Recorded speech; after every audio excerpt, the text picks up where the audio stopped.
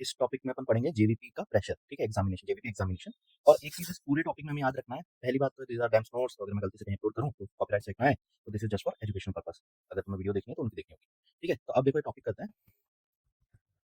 सो JVP examination हम कैसे पता लगाते हैं कि मतलब हमारा right internal jugular vein pressure हम इसे मेजर करते हैं, किसके थ्रू करेंगे? आरए प्रेशर, ठीक है। मतलब हम ये जो सारा पढ़ रहे हैं ना, ये हम आरए प्रेशर पढ़ रहे हैं कि आरए प्रेशर उठा गिरा, उठा और गिरा और उठा, ठीक है। तो आरए का प्रेशर मतलब मैं बार बार है ना राइट एट्रिया नहीं बोलूंगा, तुम्हें आरए में दिमाग में ही आना चाहिए राइट एट्रियम है जिसकी हम बात कर रहे हैं, ठीक है। उसी के प्रेशर को देखने के लिए हम ये सारा काम कर रहे हैं, जो कि हमें किसमें दिखता है? Right internal jugular vein pressure, ठीक है। और ये नाम हमें इसके अलावा आगे बात करेंगे। अब इस चार्ट को समझते हैं। ये जो हम पूरा एक इस एंगल पे हम देख रहे हैं, इस एक्सिस पे हम देख रहे हैं, इसको एक्स ले लो या इसको वाई ले लो, ठीक है, कैसे भी लो, but this is RA pressure. अब है ना ये जो पॉइंट आता है S1 S2 अपन साउंड सुनते हैं लब और डब, ओके। तो this is totally lub to dub is systole and dub to lub is diastole, ठीक है। जितना मैं लेम हो सकता कोशिश कर रहा हूँ ले लैंग्वेज में समझा सकूं। अब सिस्टोल में क्या होता है ये तुम्हें पता होना चाहिए, heart pumps out blood to the body, body में जा रहा है, ठीक है। तो ये जो तुम्हारा सिस्टोल है, ये बेसिकली जो आवाज थी ना S1, हम ये एक ही वेव है जिसके बारे में हम पढ़ रहे हैं, got it. This is A and C, इसको हमने बोल दिया है, बट ये एक वेव है, ठीक है, जिसको हमें पढ़ना है। अब इसमें अगर कोई भी इस वेव के पीछे और आगे कोई इश्यू होगा, ठीक है, अभी मैं ये बताऊंगा कि ये वेव क्यों बनी है, ठीक है, इसके पीछे और आगे कोई इश्यू होगा, उन दोनों चीजों का अलग अलग नाम होगा, ठीक है, वो नाम हम बाद में पढ़ेंगे। But for right now take it as this is right atrium and this is right ventricle. तो what happened because of which the S1 came? ऐसा क्या हुआ कि S1 आया? S1 की जो साउंड है वो है AV valve closure, that is atrioventricular valve closure. मैंने हर एक चीज की फुल फॉर्म लिख दिया ताकि मैं खुद भी कंफ्यूज नहीं होता पढ़ते वक्त, मेरे को ये शॉर्ट फॉर्म थोड़ा पसंद था मैं, ठीक है। Atrioventricular valve closure, valve close हुआ, क्यों हुआ था? हुआ क्या था? लास्ट जो स्टेप था दैट इज S1 से जस्ट बिफोर क्या हो रहा था? ब्लड है ना आ रहा था आरए से आरबी में, गॉट इट। अब एक चीज और याद रखना, जितना ज्यादा ब्लड किसी भी सेगमेंट में होगा उतना ज्यादा वहां प्रेशर होगा, या जितना ज्यादा कॉन्ट्रैक्शन होगा उतना ज्यादा प्रेशर होगा। तो ये जो ब्लड यहाँ से यहाँ आ रहा था कॉन्ट्रैक्शन की वजह से आ रहा था, दैट वाज वाई की ये वेव ऐसे बनी ऊपर, ठीक है, कि प्रेशर बढ़ता गया, हम यहाँ का हर किसी में हम यहाँ का प्रेशर बढ़ रहा है, ठीक है, और इसी के बेस पे हम बीमारी भी बढ़ेंगे। तो कॉन्ट्रैक्शन हुआ तो प्रेशर बढ़ा, that why this wave was generated just before the S1। RA का कॉन्ट्रैक्शन के कारण आरए का प्रेशर बढ़ा। सेकंड में क्या हुआ, यहाँ पे हमारा आरए का प्रेशर क्यों बढ़ा? इवन दाउ ये बंद हो गया तो ब्लड तो यहाँ पे नहीं है ना, ये ब्लड तो यहाँ पे नहीं था, बट यहाँ क्योंकि नीचे आर में राइट वेंट्रिकल, अभी मैं एट्रियल वेंट्रिकल होता क्योंकि वेंट्रिकल में ब्लड था। अब ड्यू टू दैट ये जैसे ही ब्लड बढ़ा और ये बंद हुआ तो ये भी कॉन्ट्रैक्ट करेगा, but before opening of the valve here, जिससे कि हमारा इजेक्शन हो रहा था ब्लड का, उससे पहले यहाँ पे एक गुब्बारा टाइप बन जाएगा, लाइक ब्लड का गुब्बारा। दैट्स वाई ये जो वॉल हमारी वॉल की जो दीवार थी ये दीवार हल्की सी बल्ज होगी। इस बल्जी के कारण ऑब्वियसली यहाँ पे क्या हो रहा है, ये एरिया कम हो गया ना, पहले बॉक्स था फिर उसके बाद में ये, तो ये जो एरिया है यहाँ पे प्रेशर एक्सर्ट कर रहा है, that's why RA bulge is there, ठीक है, sorry TV bulge is there into the RA, और इसके कारण आरए का प्रेशर बढ़ा। तो ये तो यहाँ से कंटिन्यूअस था, लाइक यहाँ पे प्रेशर बढ़ा हुआ था इसके कारण कॉन्ट्रैक्शन के कारण, बट फिर ये बंद हो गया। उसके बाद यहाँ जो ब्लड था अब ये नीचे वाला पोर्शन कॉन्ट्रैक्ट करेगा, दैट इज आरबी कॉन्ट्रैक्ट कर रहा है, उसके कारण हल्का सा before the opening of the valve here, जिससे कि इजेक्ट आउट हो जाएगा ब्लड, उससे पहले वो यहाँ पे बल्ज आउट करेगा, उस बल्जिंग के कारण आरए का प्रेशर बढ़ा। अब आता है यहाँ पे क्योंकि यहाँ जैसे जैसे इजेक्शन हो रहा है there, that's why there is a descent in the X, okay. X descent जो हम बोल रहे हैं, इनको नाम दिया है, इसका ऐसा नहीं कि एक्स क्यों है या वाई क्यों है या वी क्यों है, it's just x is the name. So x जो डिसेंट हुआ दिस इज जैसे जैसे इजेक्ट आउट हो रहा है। अब तुम सोचना वैक्यूम का कॉन्सेप्ट मोस्ट प्रोबेबली सबको पता होगा, ठीक है। तो एम्पिटी जो यहाँ पे एम्पिटी था, यहाँ पे भी था बट यहाँ पे भी है, यहाँ बल्जिंग के कारण आरए का प्रेशर बढ़ा हुआ था, but due to empty being here this part is empty, and यहाँ पे क्या हुआ, वैक्यूम क्रिएट हुआ इजेक्शन के कारण, इसने खींचा तो ये वॉल्व जो है अब नीचे की साइड पुल डाउन होंगे, जिसके कारण आरए का प्रेशर कम हो जाएगा। Volume is more, the RA is empty, ठीक है, आरए एम्प्टी है, वॉल्यूम ज्यादा निकल रहा है यहाँ पे, इसका मतलब ऐसा था, ठीक है। अब बात करते हैं, ये तो था हमारा पहले तो आइसोवॉल्यूमेट्रिक कॉन्ट्रैक्शन, ठीक है, ये जो तुम्हारा फेज था, ये फेज था तुम्हारा एक्टिव फीलिंग का, ठीक है। इसको ऐसे भी मतलब अब इनका पॉइंट से तो मैं सिर्फ बता रहा हूँ कि ये वो वाले पॉइंट है। इजेक्शन के दौरान बन रहा है एक्स वेव। सो अगर क्वेश्चन में कभी भी पूछा जाए कि feeling of the right ventricle is what, is the A wave, इसको ए ले लेना, या इसको बोलना ए वेव जो है वो हमारे एक्टिव फीलिंग प्रोसेस के दौरान जब हमारा वेंट्रिकल भर रहा है, ठीक है, वॉल्व इज ऑलरेडी ओपन, ये उसके दौरान होगा। उसके बाद में हमारा ये आ जाता है, हमारा आइसोवॉल्यूमेट्रिक कॉन्ट्रैक्शन का फेज कौन सा है, जब हमारा वॉल्व एवी वॉल्व बंद हो चुका है एंड जो आरबी है कॉन्ट्रैक्ट करने वाला है, उससे पहले का phase is isovolumetric contraction, just contract करना स्टार्ट हुआ है, ठीक है। उसके बाद में ये हमारा क्लोज हुआ, ये हमारा कॉन्ट्रैक्ट कर रहा है, दैट्स व्हाई द आरए का प्रेशर बढ़ा। अब यहाँ पे आ जाते हैं हम इजेक्शन में, हमारा खाली हुआ, ये तो बहुत सिंपल है, सबसे सिंपल यही है, ठीक है। एसएल सेमिलुनल वॉल्व जो है वो क्लोज हो रहा है, ठीक है। तो एसएल क्लोज हुआ, अब उसके बाद में इंजेक्शन स्टार्ट हो चुका है, स्टार्ट होने के बाद में हमारा ये आरए का जो प्रेशर घट गया है। अब ये जो वी वेव आई है, why this is there, V wave is basically just because of the वापस से हमारा आरए जो है भर रहा है, भरता जा रहा है, कैसे हमारा क्या बोलते हैं इसको, वीना कावा, सुपीरियर वीना कावा एंड इंफीरियर वीना कावा, ठीक है, सुपीरियर और इंफीरियर वीना कावा से भरता जा रहा है, भरते जाने के कारण फिर से आरए का आएगा। तो अब now the V wave is why because of the filling of the right atrium, venous filling of the right atrium, ठीक है। पूरी लाइन लाइन पढ़ लेना थोड़ा सा बाद में, जब मैं तुम खुद भी इसको देखोगे, ठीक है। एक बार सुनने के बाद में जैसे मैं ये खत्म कर दूं उसके बाद एक बार पॉज करके और उसके बाद वापस पूरे को देखना। देन आता है वाई डिसेंट। वाई डिसेंट में क्या हो रहा है, अब देखो वी के दौरान S2 भी आया, got it, S2 is SL closing, semilunar valve की क्लोजिंग, ठीक है। अब ये बात भी याद रखना कि S1 पे एसएल ओपन नहीं हो रहा है, it is opening because it is happening because of the AV valve closure. तो हमारे वॉल क्लोजिंग पे ही आवाज आती है। अब जब सेमिलुनल वॉल का क्लोज हो रहा है तब हमारी S2 आई है, अब यहीं जो ऐसे लोकल हुआ था उस पे कोई हमें आवाज हमने नहीं सुनी, हम एसपीएस4 वगैरह के बारे में कहीं बात नहीं कर रहे, इसको समझने के लिए बता रहा हूँ। जब हमारे आती है यहाँ पे एवी वॉल का ओपन होना, उससे भी कोई आवाज नहीं आ रही। ये एवी वॉल का ओपन होगा तो फिर से क्या होगा, प्रेशर डिक्रीज होगा। वाई? बिकॉज ये हमारा नीचे अपने आप पैसिवली जा रहा है, पैसिव फीलिंग तक तो हमारा नीचे डिक्रीज होगा, और जैसे ही एक्टिव फीलिंग करनी होगी, इसको कॉन्ट्रैक्ट करना होगा, तब हमारा वापस से इंक्रीज हो जाएगा। तो मोस्ट प्रोबेबली ये समझ में आ गया होगा कि कौन सी वेव क्यों है। लाइक अगर हम बात करें यहाँ से एक्टिव फीलिंग के कारण, फिर यहाँ से जो हमारा है आरए के अंदर जो प्रेशर बढ़ा, that is just because of the RV contraction, ठीक है, during the closed AV valve. X descent हुआ because of the ejection from the RV. Then हमारा वाई वी आया, वी वेव का अप साइड आया, क्योंकि हमारा एसबीसी एंड आईवीसी फिल कर रहा है आरए के अंदर ब्लड को। वाई क्यों आया? क्योंकि हमारा passive filling of the RA V हो रहा है, ठीक है, आरवी हो रहा है, आरए को जोर नहीं लगाना पड़ रहा है, प्रेशर कम हो रहा है। एंड देन हमारा ए क्यों आया? Just because of the contraction, that is active feeling, ठीक है। इनको पढ़ लेना एक एक करके, इसमें मतलब मैंने थोड़ा सा बता दिया है एक बार को। अब फिर उसके बाद हम अब नॉर्मलिटीज के बारे में बात करेंगे। पॉज कर लेना वीडियो एक बार और इसको अच्छे से एक बार समझ लेना, एक एक लाइन पढ़नी है, पॉज करके अब फिर उसके बाद में हम नीचे अब नॉर्मलिटीज पढ़ेंगे। जस्ट अ सेकंड, यहाँ पॉज कर लो। सो अब है ना, मैं नीचे नहीं लेके जा रहा, इसको स्क्रॉल डाउन नहीं करूंगा, अपन पढ़ेंगे एक एक करके खुद से, हर एक वेव की अब नॉर्मलिटी मैं समझाने की कोशिश करूंगा, ठीक है। सो ए वेव इज एब्सेंट, बस सबसे पहले हमारा आता है कि ये कब एब्सेंट होगी, ठीक है। देखो दो चीजें हो सकती हैं, या तो ये कब लार्ज होगी, ठीक है, और या फिर ये कब स्मॉल सी होगी, जिसको हम एब्सेंट बोल रहे हैं। Like A wave is absent. Absent कब होगा? जब आरए का कॉन्ट्रैक्शन ही एब्सेंट हो। This happened because of RA contraction. अगर ये कॉन्ट्रैक्ट नहीं करेगा, मतलब खुद से कॉन्ट्रैक्ट नहीं कर रहा है, पैसिव के ऊपर डिपेंडेड है, तो ये ऐसी बनेगी, ठीक है, या ये हमारी लार्ज हो जाएगी। अब ये अपन एक के बारे में पढ़ रहे हैं, ए एब्सेंट हुआ कॉन्ट्रैक्शन के कारण बना था, तो कॉन्ट्रैक्शन नहीं है तो एब्सेंट हो जाएगा। कॉन्ट्रैक्शन ज्यादा है तो और लार्ज हो जाएगी वेव। Got it? तो now you know the two things, that is A wave absent and A wave large. अब इसमें क्या हो रहा है, ए वेव जब एब्सेंट हो रही है तो हम A for atrial fibrillation, A for absent, ठीक है, एब्सेंट ए वेव, ए इसको ऐसे याद रखना, एब्सेंट ए वेव एट्रियल फिब्रिलेशन, ये एक कीवर्ड है फॉर द डायग्नोसिस। मतलब अब अगर तुम किसी क्वेश्चन में ये पढ़ोगे कि ए वेव एब्सेंट है, तो तुम सबसे पहले सोचोगे एट्रियल फिब्रिलेशन है, ठीक है। इसका मैं लॉजिक थोड़ा सा बता देता हूँ, इसका रीजन क्या है। इसका रीजन मतलब यार ऐसा ऐसा, अगर मैं इन शॉर्ट बोलूँ तो बस यहाँ जो मूवमेंट्स है ना, वो कोऑर्डिनेटेड नहीं होते हैं, तो इसलिए ना हमें इसके अंदर ना मतलब ऐसे ऐसे ऐसे मतलब एब्सेंट सी दिखती है, मतलब होती है, ऐसा नहीं कह रहा कि बिल्कुल ही नहीं होगी, ठीक है, बट थोड़ी थोड़ी थोड़ी थोड़ी सी होगी, नॉट मच। एट्रियल फिब्रिलेशन की कंडीशन बस ऐसा होता है, ठीक है, क्योंकि हम आगे एट्रियल फिब्रिलेशन की और कंडीशन पढ़ेंगे तो उसमें कंफ्यूजन ना हो, बस ऐसे याद रखना कि A wave is for the diagnosis of the atrial fibrillation, this is just because of the uncoordinated movement of the right atrium. Then आती है हमारी लार्ज क्यों बन रही है, ठीक है। तो लार्ज मैंने बोला कि कॉन्ट्रैक्शन ज्यादा होगा, एज सिंपल एज दैट।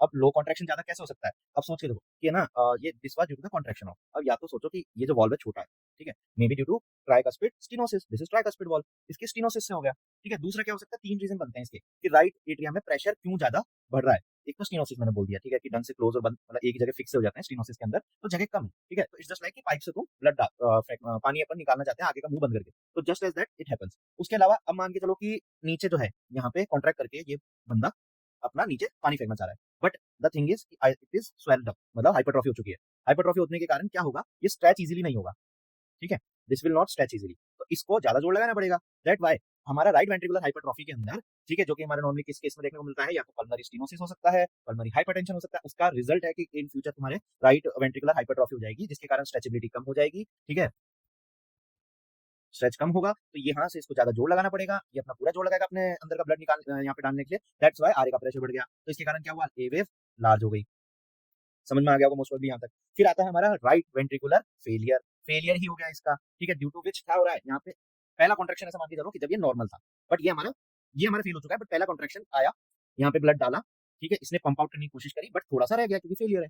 अब नेक्स्ट टाइम, क्योंकि यहाँ पे ऑलरेडी एक वॉल्यूम प्रेजेंट है और इसकी स्ट्रेच होने की एक लिमिट है, ठीक है, अब हाइपरट्रॉफी नहीं है बट लिमिट है, तो इस कारण से जब ये ब्लड डालेगा, एग्जाम्पल ले लेते हैं अपन, एग्जाम्पल ले मान लो कि इसको 500 ml ब्लड यहाँ चाहिए था, ठीक है, यहाँ पे 500 ml की कैपेसिटी है, तो यहाँ पे 500 ml आया, इसने यहाँ 500 ml भेजा, ये नॉर्मल कंडीशन है, बट यहाँ से जब यहाँ ब्लड रह गया, मतलब 100 ml ब्लड रह गया, तो अब 400 ही ऊपर से आ सकता है, बट ड्यू टू इसको तो सारा भेजना है, तो प्रेशर तो बढ़ेगा।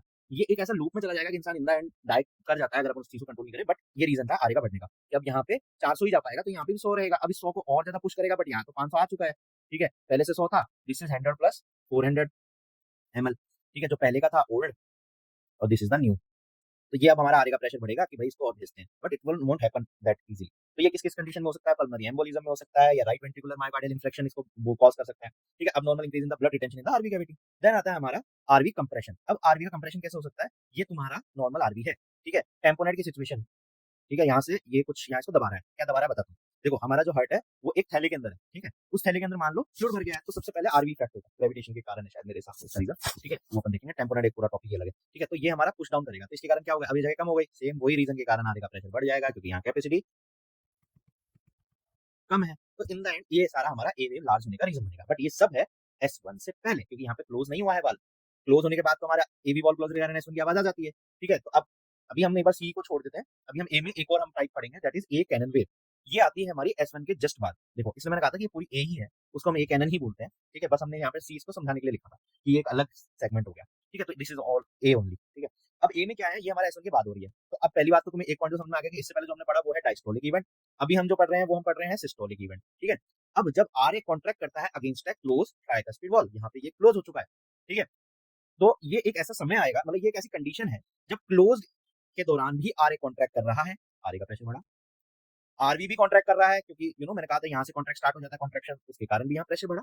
तो this causes a cannon wave, cannon wave must be ऐसी। ठीक है, तो कैनन वेव बनी, बट अभी हम इसके कॉजेज पढ़ेंगे। There are 3 types. अब मैं ये थोड़ा सा एग्जांपल फोटोज से समझाऊंगा तो ज्यादा बेटर समझ में आएगा। ठीक है, तो उसके बाद में मैं एक बार ये भी दिखा दूंगा, ओवरव्यू दे दूंगा। वैसे मैंने इसमें सब कुछ पढ़ा दिया है जो इसमें लिखा हुआ है, तो पॉज कर देता हूँ, यहाँ से पॉज करके देख लेना, पढ़ लेना इसको, जो मैंने लिख रखा है वो अपने नोट्स में ऐड कर लेना। ठीक है, और ये इसको भी कर लो, compression of the heart tamponade क्या है, compression of the heart by an accumulation of the fluid in the pericardial sac, ये वो थैला जिसके अंदर हार्ट होता है।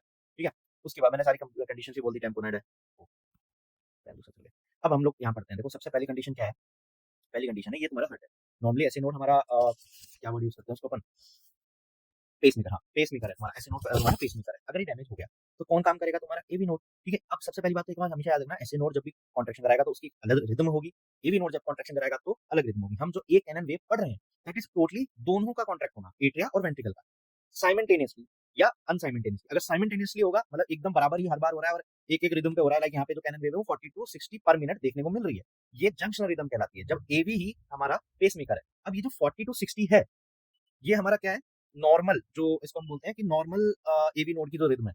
ठीक है, ये हमने आगे भी पढ़ना है। ठीक है, एवी रिदम, ये जस्ट अ सेकंड, ये हमारी नॉर्मल एवी रिदम है। ठीक है, उसी रिदम पे कैनन वेव आ रही है। तो अगर तुम्हें चार्ट के अंदर हर 40 to 60 मिनट में, ऐसा हमें चार्ट जब देखना शुरू करेंगे तब की बात है, क्वेश्चन के लिए तुम्हें ये 40 to 60 मिनट पर सेकंड पर मिनट देखने को मिलेगा। ठीक है, और सबसे बड़ी बात ये साइमल्टेनियसली रिदमिक कॉन्ट्रैक्शन देखने को मिलेगा। ठीक है, ऐसा नहीं कि कभी हुआ और कभी नहीं हुआ, लाइक अभी 40 to 60 आ रहा है, कभी 70 to 80 आ रहा है, ऐसा नहीं। तुम्हें रेगुलरली 40 to 60 पे, मतलब 40 to 60 वेव्स ऑफ कैनन तुम्हें हर मिनट देखने को मिलेंगी, और इसके अंदर हमारा ऐसे अरेस्ट हो चुका है। ठीक है, और ये हमारा अब इंपल्स भेजेगा इधर भी और इधर भी, तो दोनों एकदम साइमल्टेनियसली कॉन्ट्रैक्ट करेंगे, तो इसके कारण आने का प्रेशर क्या होगा, बढ़ेगा। ठीक है, इमेजिन करना पड़ेगा, ये बहुत इमेजिनरी टॉपिक है। ठीक है, उसके बाद में आता है हमारा प्रॉक्सिमल सुप्रावेंट्रिकुलर टैकीकार्डिया। ठीक है, प्रॉक्सिमल, ये हो सकती है स्पेलिंग गलत हो, मैं कुछ ध्यान नहीं, मैंने इतना अच्छे से देखा नहीं। उसके बाद आता है episodic activation of the accessory pathway making re entry around the loop. इसमें क्या है, अगर मैं सिंपल भाषा में समझाऊं, यही यहाँ पे भी भेज रहा है, यही यहाँ पे भेज रहा है, बस रिदम जो है वो फास्ट हो गई है। तो पहले जो हमारी कैनन ए वेव थी वो 40 to 60 पर मिनट दे रहा था, अब यहाँ पे जो कैनन ए वेव है रेट है वो हमारा अबव 100 दे रहा है। इसको हम फ्लॉक साइन बोलते हैं जेवीपी के अंदर, मतलब इसमें और इसमें सिर्फ रिदम का फर्क है, नथिंग एल्स, दोनों ही साइमल्टेनियसली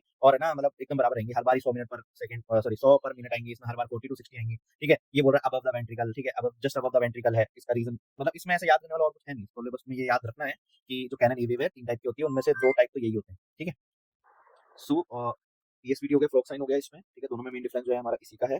उसके बाद में हम इसमें देख रहे हैं कंप्लीट एवी ब्लॉक। अब ये है जो सबसे मेन चीज है जो तुम्हें बहुत इजीली डिफरेंशिएट करना ही आना चाहिए, that is cannon A wave आएगी बट इंटरमिटेंटली आएगी। इसका रीजन है कि ओकेजनली एट्रिया और वेंट्रिकल डिपोलराइज करेंगे साइमल्टेनियसली। ऐसा बहुत मतलब होता है ना कि जिसको बोलते हैं कि कम चांसेस में होंगे, होगा।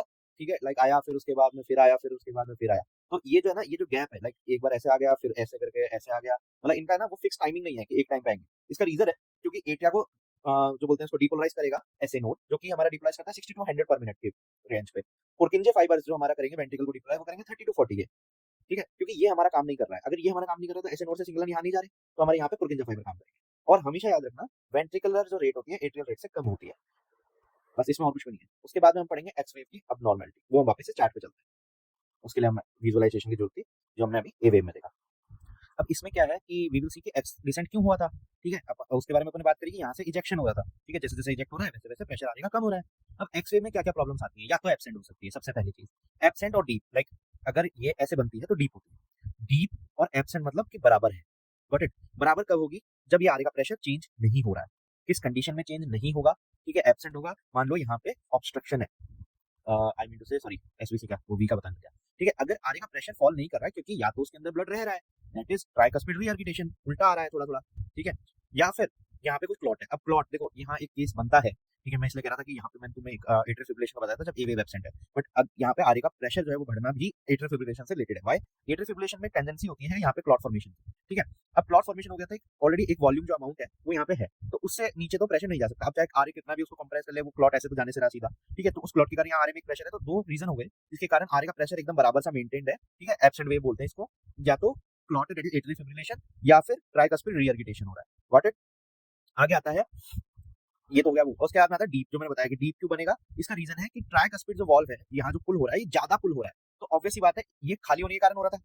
एकदम से खाली हो, ज्यादा खाली हो, स्पीड से खाली हो, उस कंडीशन में ये वाला मतलब प्रॉब्लम आती है। अब उसमें क्या हो सकता है, टेम्पोनार्ड हो सकता है, ठीक है। कुछ वो है कि भाई ज्यादा विग्रस आरबी का कॉन्ट्रैक्शन क्यों हो रहा है, टेम्पोनार्ड हो सकता है, कंस्ट्रक्टिव पेरिकार्डिटिस हो सकता है, रिस्ट्रिक्टिव कार्डिक मायोपैथी हो सकता है। उसके बाद में आता है वी वेव। वी वेव क्यों बन रही थी, एसवीसी और आईवीसी के कारण आने के कारण, ठीक है। वी वेव एब्सेंट कब होगी, जब ये आ नहीं पा रहा है, दैट इज एसवीसी और आईवीसी का ऑब्स्ट्रक्शन हो गया, ठीक है। उसके बाद में लार्ज कब हो सकती है, ठीक है, बट हम नॉर्मली एसवीसी का ऑब्स्ट्रक्शन देखते हैं, मतलब पड़ा हुई है। उसके बाद में अब ये हमारा वाई वेव का कंडीशन क्यों हो रहा है, क्योंकि ब्लड पैसिवली फ्लो हो रहा था, ठीक है। जब तक पैसिवली फ्लो हो रहा था आरे का प्रेशर कम हो रहा है, जैसे एक्टिव हो रहा है। तो अब जो पैसिवली फ्लो जब हो रहा है, तो उसके अंदर भी ये एक तो सॉरी, वी वेव का लार्ज बताना भूल गया। वी वेव लार्ज कब हो रही है, ठीक है, जब आरे का ब्लड फीलिंग ज्यादा हो रहा है, ठीक है। और ऐसा कब हो सकता है, या तो वही सेम चीज ट्राइकस्पिड रीअर्गिटेशन, ठीक है, यहाँ से भी ब्लड आ रहा है, यहाँ से भी ब्लड आ रहा है, ठीक है, दोनों साइड से आ रहा है थोड़ा बहुत, तो पहले से ब्लड रह गया ना यहाँ पे ट्राइकस्पिड रीअर्गिटेशन के कारण, तो उसके कारण यहाँ वॉल्यूम पहले से और ये ज्यादा आ गया, तो आरे का जो वेव है ये वाली ये ज्यादा बन गई, ठीक है, ये ऐसे जा रहा है। उसके अलावा क्या हो सकता है, एट्रियल सेप्टल डिफेक्ट हो सकता है, ठीक है। लाइक यहाँ एक जैसे अपन बात करें लेफ्ट हार्ट है, ठीक है, सेप्टा की प्रॉब्लम है, तो सेप्टा के कारण क्या होगा, एलए का ब्लड आरए में आएगा,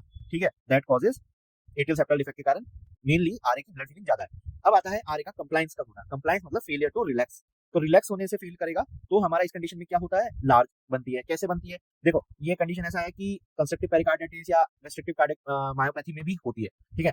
और इसमें बेसिकली मैं कैसे समझूं उसको कि फेलियर टू रिलैक्स हुआ, तो आरे का जो लार्ज बनने का रीजन ये है कि रिलैक्स नहीं होगा, तो ब्लड कम आएगा मेरे अकॉर्डिंग, ठीक है।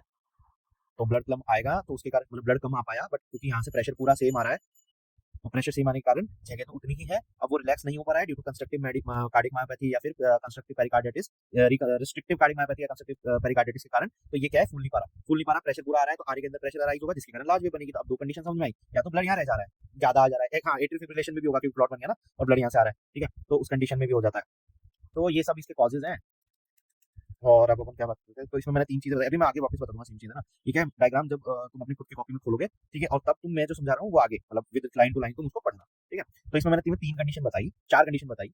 एब्सेंट का तो सिंपल एक कंडीशन है, एसवीसी का ऑब्स्ट्रक्शन, ठीक है, आया नहीं तो ऑब्वियसली बराबर प्रेशर रहेगा, बढ़ेगा, ठीक है। उसके बाद में आता है हमारा लार्ज कब बन रही है, जब प्रेशर बहुत ज्यादा होगा। तीन रीजन है उसके, ठीक है, या तो तुम्हारा ट्राइकस्पिड रीअर्गिटेशन हो गया, ठीक है। ट्राइकस्पिड रीअर्गिटेशन में क्या हुआ, ब्लड उल्टा आया था, तो यहाँ ब्लड रह गया था, प्लस ये तो आना ही है, जो बराबर आना है, वही 500 ml वाला एग्जांपल, 500 ml तो आना ही है। देन हमने सेकंड पढ़ा एट्रियल सेप्टल डिफेक्ट, यहाँ से ब्लड यहाँ आ रहा है, एलए से आरए में। उसके अलावा हमने पढ़ा एक अगर तुम्हारे एट्रियल फिब्रिलेशन के कारण आरए के अंदर कोई थ्रोम्बस बन गया, ठीक है, तो उसके कारण यहाँ पे वो ज्यादा हो गया, प्रेशर ज्यादा हो गया। चौथी चीज आती है आरए का कंप्लायंस कम होना। ये रीजन सारे क्या कर रहे थे, फिल ज्यादा कर रहे थे, कंप्लायंस कम होना, रिलैक्स कम होना। रिलैक्स कम होना, डब्बा अब ये 300 ml ही होल्ड कर सकता है, बट आ 500 रहा है, तो यहाँ प्रेशर बढ़ जाएगा ना, एज सिंपल एज दैट। तो बहुत बेसिक चीज है ये कंस्ट्रक्टिव पेरिकार्डिटिस, क्योंकि वो तुम्हारे फूलने नहीं देती, और रिस्ट्रिक्टिव कार्डिक मायोपैथी, दोनों के अंदर जेबीपी का ग्राफ सेम होगा। क्वेश्चन आए जेबीपी का ग्राफ कौन सी चार अबनॉर्मलिटीज में से दो में सेम रहेगा, तो नीचे चार ऑप्शन आएंगे, तुम्हें कंस्ट्रक्टिव और RCMP that is restrictive cardiac myopathy दोनों पे टिक मतलब वो लेना है। अगर मान लो वो बी और सी ऑप्शन है, तो बी और सी दोनों में होगा, ठीक है। आगे आता है वाई डिसेंट क्यों हुआ था, passive filling of the RV के कारण, ठीक है। अब इसमें क्या क्या हो सकता है, रैपिड, रैपिड किस कंडीशन में होगा, अगर वीनस फीलिंग जो है हाई प्रेशर से हो, ठीक है। जैसे ही ट्राइकस्पिड वॉल्व बंद हुआ, और सॉरी ओपन हुआ, आरे क्या है, आरे से ब्लड निकला आरवी के अंदर डायरेक्ट, ठीक है, ये तो बेसिक चीज है, खुलते ही निकला। ये चीज अगर बहुत ज्यादा फास्ट होती है, रैपिड होती है, ठीक है, तो रैपिड आ सकती है। इसमें ना वेव ऐसा है कि रैपिड वेव बोलते हैं उसको, ठीक है, मतलब तुम्हें कोई भी ग्राफ देखिए पूछेगा नहीं, बट तुम्हें रीजन समझ में आना चाहिए ये रैपिड कब होगा, ठीक है। रैपिड तब होगा जब एकदम से जो पैसिव फीलिंग है बहुत जल्दी हो जाती है, ठीक है। और इसको हम ऐसे बोलते हैं लार्ज वी और लार्ज वाई, दोनों फिल्ड्रिच साइन बोलते हैं इसको, that is rapid feeling of, यहाँ से आया ब्लड, ये खुलते ही फटाफट आ गया नीचे, दैट्स एज सिंपल एज, मतलब इसको जितना सिंपल तुम समझ सकते हो ना वही है, वैसे फीलिंग फास्ट हो जाना is the cause of Y wave का डिसेंट रैपिड हो रहा है। देन उसके बाद में आता है स्लो कैसे हो सकता है, ठीक है। इनमें ना मतलब वेव जो है ना वो स्लो में क्या होगा, देखो स्लो कैसे, रैपिड तो ये हो गया, स्लो होगा लंबा चलेगा, वाई, ठीक है। रैपिड फीलिंग के कारण हमेशा ये बात याद रखना कि वाई वेव जो है ना उसको हम ऐसे बोलते हैं लार्ज वाई वेव बनेगी, ठीक है। ये क्योंकि हमारे सारे जो है कनेक्टेड है, कि large V wave is totally dependent on large Y wave, एक बेसिक कंडीशन है ना। तो अगर लार्ज वी होगी और तो लार्ज वाई भी होगी, और इसी कंडीशन को हम फिल्ट्रेट साइन बोलते हैं। तो अपन को ऐसा समझ के इस पर चलो कि लार्ज वी वेव कब बनी थी, या तो रैपिड फीलिंग या तो ज्यादा फीलिंग हो गई थी, या कंप्लायंस रिड्यूस हो गया था, दोनों ही कंडीशन के कारण लार्ज वाई भी बनेगी, एज सिंपल एज दैट। अब आ जाता है स्लो, स्लो में क्या हो गया, जब आरए का जो ब्लड है आरवी में किसी रेसिस्टेंस के कारण धीरे धीरे जा रहा है, like tricuspid stenosis. Tricuspid stenosis हमने पहले भी पढ़ा था, ठीक है। यहाँ पे भी अपन ने देखना है कि ट्राइकस्पिड सिनोसिस हुआ, ठीक है, ये हमने पहले भी देखना था, पहले भी पढ़ा है। उसके अलावा आरवी का प्रेशर बढ़ गया, ठीक है, राइट वेंट्रिकुलर का प्रेशर बढ़ गया। उसके मल्टीपल रीजन हो सकते हैं, वही सेम चीज इसकी हम बीमारियां देखेंगे, आगे देखेंगे अपन को, ठीक है, कंस्ट्रक्टिव मायोकार्डिटिस कौन से या टेम्पोनेट वगैरह इन सब में। बट टेम्पोनेट में नॉर्मली हमें एब्सेंट देखने को मिलता है, इसका रीजन है टेम्पोनेट ऐसे पूरा कवर कर रहा है इसको, ठीक है, तो ये फीलिंग हो नहीं पा रही है। तो आरए जो ब्लड है ना वो फुल्ली कंप्रेस्ड आरवी के अंदर घुस नहीं पा रहा है, तो इसके कारण टेम्पोनेट के कारण ये एब्सेंट हो सकता है। मतलब एब्सेंट होने का रीजन टेम्पोनेट ही होता है normally. It's like that, condition बहुत सारी है। अब मैंने तुम्हें सारा समझा दिया है, तुम्हें इस वेव का बता दिया था, इसका भी बता दिया, इसका भी बता दिया, इसका भी बता दिया, इसका भी बता दिया। अब हम एक एक करके मैं पॉज करूंगा, एक बार कंडीशन पढ़ लेना, समझ में आ जाएगी। ये मैंने तुम्हें दिखा दिया था, उसके बाद मैंने तुम्हें ये एक एन वेव भी दिखा दिया था, और एक्स अब नॉर्मलिटी में मैंने बोला कि एब्सेंट है, आरए का जो प्रेशर है वो फॉल ही नहीं कर पा रहा है, क्यों? क्योंकि उसके अंदर या तो ब्लड है, इसके कारण हो सकता है ट्राइकस्पिड रीइरगेशन उल्टा आ रहा है, या फिर क्लॉट के कारण, जो कि एट्रियल फिब्रिलेशन के कारण बनता है। डीप में ट्राइकस्पिड वॉल पुल ज्यादा नीचे पुल हो जाता है, ज्यादा नीचे पुल हो जाता है, ठीक है, इसके कारण मोर विग्रेस आरवी कॉन्ट्रैक्शन के कारण, ठीक है। टेम्पोनेट, कंस्ट्रक्टिव पेरिकार्डिटिस और रिस्ट्रिक्टिव सीएमपी। अब वी वेव हो गई एब्नॉर्मलिटी, इनको कनेक्ट करना कि ना टेम्पोनेट से कहां-कहां पे दिक्कत आ सकती है, खुद से दिमाग लगाना। कंस्ट्रक्टिव पेरिकार्डिटिस से रिस्ट्रिक्टिव पेरिकार्डिटिस से कहां-कहां से, क्योंकि तुम्हें ये कंडीशन एक दूसरे से कनेक्ट करनी हो तो तुम्हें ज्यादा इजी लगेगा। लाइक टेम्पोनेट इधर भी है और इधर भी है, बट तो दोनों में कहां फर्क रह सकता है। उसके लार्ज में क्या हो गया, फीलिंग ज्यादा हो गई, कंप्लायंस कम हो गया, ब्लड ज्यादा रह गया, फीलिंग मतलब सॉरी आ गया, और यहाँ फेलियर के कारण क्या हो गया, ब्लड आना चाहता है बट जगह नहीं है, तो प्रेशर तो बढ़ेगा ही, ठीक है। कम जगह ज्यादा सामान आना चाहेगा, तो एक बीएचके में 14 लोग रहेंगे तो ऑब्वियसली प्रॉब्लम तो आएगी, ठीक है। वाई डिसेंट का एब्नॉर्मलिटी में क्या होता है, रैपिड हो सकता है। रैपिड मतलब देखो इसका बेसिक है, इसको लार्ज बोलते हैं, रैपिड ये है, ठीक है, मतलब ऐसे फॉलो होना, ठीक है। तो इसका हम ऐसे बोलते हैं कि लार्ज वी और वाई नॉर्मली हमें साथ देखने को मिलते हैं, ऑब्वियसली बात है, ग्राफ में ऐसा तो है नहीं कि ऐसा आ जाएगा, ठीक है। तो वो फीलिंग कहीं ना कहीं प्रेशर एकदम से नहीं गिरेगा, तो इसलिए कि आरे का वीनस प्रेशर जो है इज विद हाई प्रेशर। जैसे ही आरे जो और में ऑलरेडी वीनस प्रेशर हाई था, उसके कारण जैसे ही वॉल खुला, आरे का ब्लड आरवी में फटाफट गिर गया, ठीक है। Causes the large V and large Y filtrate sign बोलते हैं इसको, ठीक है, डायग्राम भी यहाँ बना रखा है। उसके बाद में स्लो क्यों हुआ, क्योंकि जो आरे का ब्लड है वो धीरे धीरे आ रहा है, अब मे बी ड्यू टू सिनोसिस, ठीक है, तो वहां नहीं पा रहा है, धीरे धीरे आ रहा है, जगह कम है, और आरवी का प्रेशर ज्यादा है, ठीक है।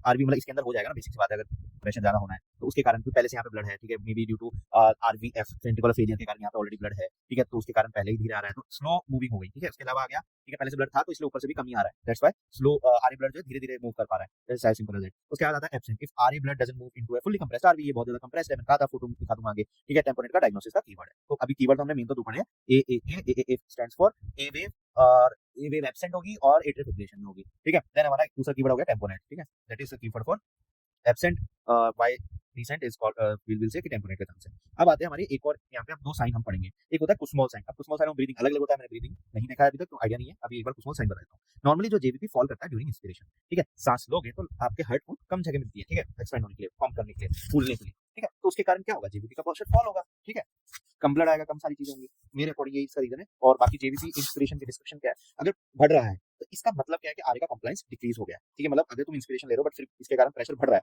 तो that is failure to relax. Constrictive pericarditis, restrictive cardiomyopathy, TS and RVF तक मैंने कहा था, इन सब के अंदर है ना तुम्हारा आरवीएफ का मतलब आरए का कंप्लायंस डिक्रीज हो रहा है, फिर रिलैक्स करने को फेल हो पा रहा है, कि प्रॉक्सिमल तो डिस्टल ब्लड जा रहा है बट जेबीपी बढ़ रहा है क्योंकि आरए का कंप्लायंस डिक्रीज है, बट ये टेम्पोनेट का केस नहीं है, ठीक है, not a cause of tamponade. Tamponade में ऐसा नहीं होगा जेबीपी के कारण, क्योंकि टेम्पोनेट में तो प्रेशर बढ़ना चाहिए, ठीक है।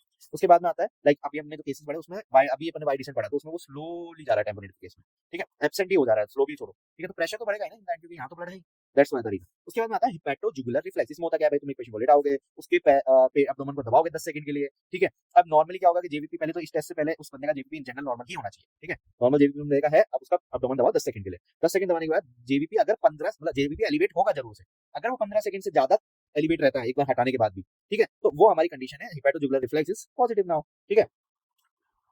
एट रेस्ट जेबीपी नॉर्मल है, बट ये हिपैटोजुगुलर रिफ्लेक्स करने के बाद में अगर अब नॉर्मल आ रहा है या बढ़ा हुआ आ रहा है, इसका मतलब बेसिक सी है कि पहली बात तो जेबीपी रिफ्लेक्स करते वक्त आरवी का वर्कलोड बढ़ता है, तो जेबीपी तो बढ़ेगा ही, नॉर्मल इंसान में भी बढ़ेगा, बट अगर 15 सेकंड से ज्यादा एलिवेटेड रहता है तो उस बंदे के ऑकल्ट राइट वेंट्रिकुलर फेलियर है, एज सिंपल एज दैट, इसमें और कुछ नहीं है। इनको बिना देखे भरने की कोशिश करना, यू विल नो इट, ठीक है। अब इसका भी देखो, on examination jugular Venus pressure source prominent outward going wave, jugular Venus pressure source prominent outward going wave just before the S1, तो S1 ये था, इससे पहले ए वेव ऐसे जानी चाहिए थी, ठीक है। ए वेव के जस्ट पीछे मैंने बोला था कि एक अलग प्रॉब्लम होती है और एक अलग ए वेव बन क्यों रही थी, सबसे पहले आता है ए वेव बन क्यों रही थी, A wave was because of the,